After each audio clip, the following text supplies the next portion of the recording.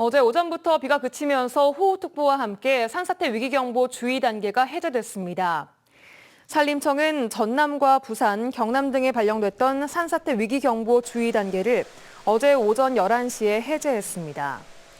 산림청은 또 이번 호우로 발생한 산림 피해 현황을 파악하는 한편 산사태 발생 우려 지역에 대해서는 지속적으로 사전 안전 점검을 강화할 방침입니다. 지자체가 지역 일자리 창출 등을 위해 농공단지를 만들고 공장 등을 유치하고 있는데요.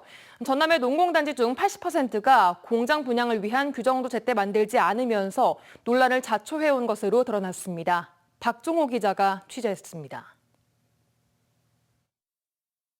지난 2016년 준공된 진도군 군내 농공단지입니다.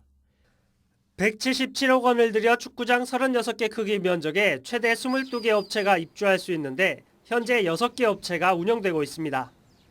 적절한 업종의 농공단지를 분양하고 입주 지원 등을 위해서는 관리 기본계획에 따라 추진해야 하지만 근거가 되는 관리 기본계획은 애초부터 없었습니다.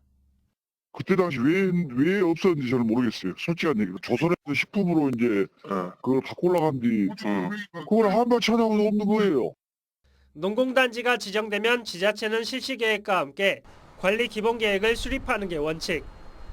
전남 70개 농공단지 가운데 관리 기본계획이 필요 없는 4곳을 제외한 66개 중 52곳이 준공을 하고도 관리 기본계획을 세우지 않았던 것으로 확인됐습니다. 이 가운데 영암의 한 농공단지는 30년이 넘도록 관리 기본계획 없이 주목국으로 운영하다 2년 전에야 계획을 세웠고 진도와 영광 등 3곳은 여전히 관리 기본계획이 없어 이제서야 수립을 위한 용역에 들어갔습니다.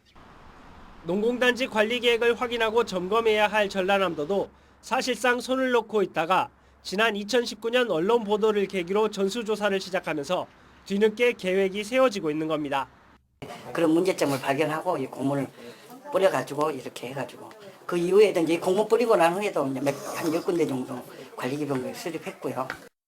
농공단지 관리 규정을 세우라는 정부 지침이 있는데도 대부분의 지자체는 담당자가 변경되고 오래된 일이라며 납득되지 않는 해명만 내놓고 있습니다.